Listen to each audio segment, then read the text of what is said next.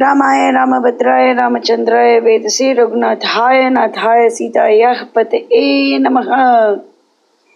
Uttarakhand, chapter number 23, Ravana and Varuna.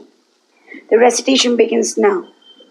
Having vanquished Yama, the foremost of celestials, Ravana, delighting in warfare, saw his adherents. And seeing Ravana with his person bathed in blood, battered by the weapon discharged at him, he was seized with surprise.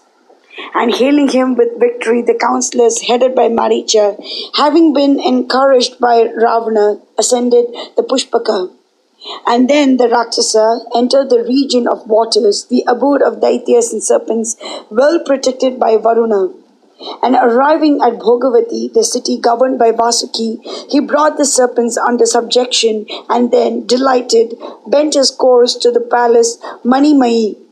There dwelt the Nivitakavachas who had obtained boons. Those Daityas were possessed of prowess and endowed with strength, carrying various weapons, breathing high spirits, and invincible in battle. And the Danavas and the Rakshasas, growing enraged, fell to raving each other with darts and tridents, kulishas and axes, and patishas. And as they fought, one entire year passed away, and neither side obtained victory or was worsted. And then the great undeteriorating Brahma swiftly presented himself on the scene, mounted on his excellent car, and making the Nivitakavachas desist from battle, the ancient great father spake in clear words. Even the celestials and the asuras are not able to vanquish this Ravana in battle, nor can the Danavas, backed by the gods, can destroy you. Do you therefore turn your minds to making friends with the Rakshasa? All interests are forsooth the common possession of friends. Thereat, Ravana made friends with the Nivitakavachas at the presence of fire and then rejoiced greatly. And duly honored by him, Dashanana passed there a year without any feeling of that place being different from his own home, and spent his time agreeably. And having learnt there hundreds of illusions, he directed his course to Rasatala, searching for the city of the Lord of Waters. And then, going to the city named Ashma, ruled by the kalakeyas, Ravana slew the kalakeyas, endowed with terrific strength, and then with his sword cut off his brother-in-law, the husband of Shutnaka. The mighty Vidyutjiva, possessed of terrific strength, as that Rakshasa in that encounter was licking the limbs of Ravana's followers. Having vanquished him, he in a moment destroyed 400 Daityas. And then the lord of Rakshasas saw the grand abode of Varuna, resembling a mass of white clouds and effulgent like unto Kailasa itself, and also saw the milk-conserving Surabhi stationed there, from the stream of whose milk was produced the ocean named Shirodha. And there Ravana saw the mother of cows and the foremost of bulls, from whom springeth the maker of night, the pleasant moon, taking refuge under whom subsist the prime saints and those living on froth, the froths of milk, and from where sprang ambrosia, as well as the swadha, subsisting ones, even her that goeth the human beings under the name of Surabhi.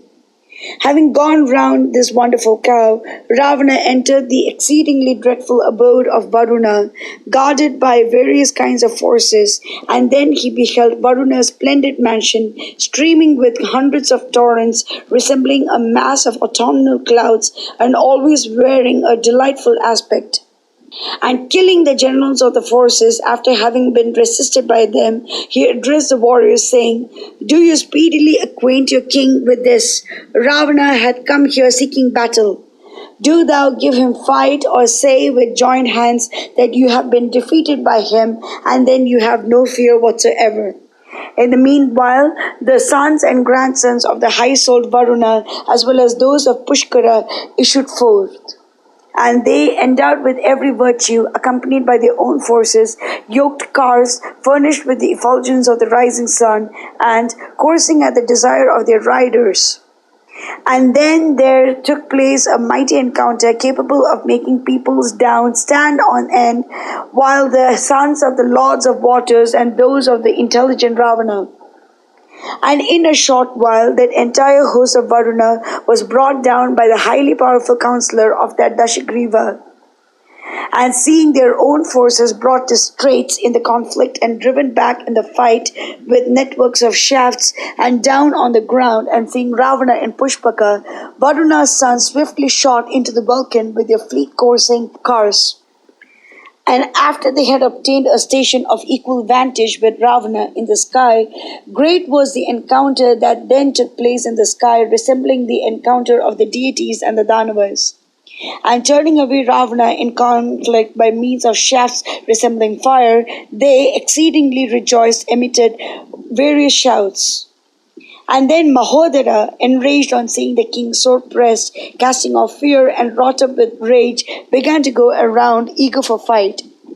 As smit with his mace by Mahodara, Varuna's sons, coursing at will and resembling the wind in velocity, dropped down to the ground.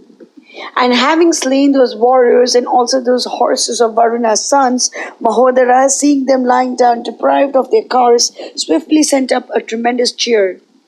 And destroyed by Mahodara, their cars and horses together with their foremost charioteers lay low on the earth. And then, forsaking their cars, the sons of the high-souled Varuna, stationed in the sky, did not experience any pain by virtue of their native power.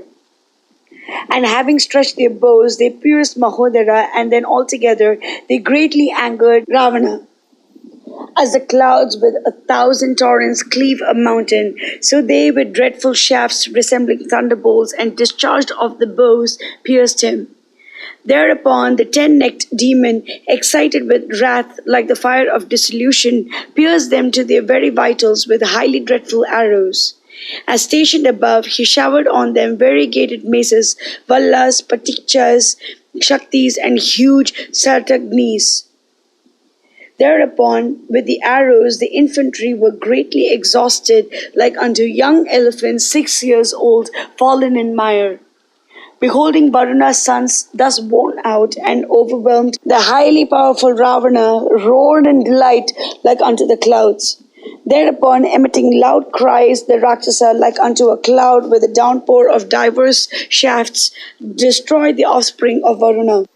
Thereupon they were all defeated and fell dead on the ground, and all their followers fled away from the field of battle to their homes. Ravana spoke unto them, "Do ye communicate this to Varuna?" Whereto his minister Prahasta replied unto Ravana, saying, O great king, Varuna's sons are slain, and the Lord of waters, whom thou art inviting for battle, hath gone to the region of Brahma to hear songs. While the king is away, what is the use of taking trouble, O hero? And all these heroic sons of Varuna have already been vanquished by you. Hearing these words and spreading his own name, the Lord of Rakshasas, expressing sign of joy, issued out of Varuna's abode. And returning by the way by which he had come, the Rakshasa, stationed in the Vulcan, proceeded towards Lanka.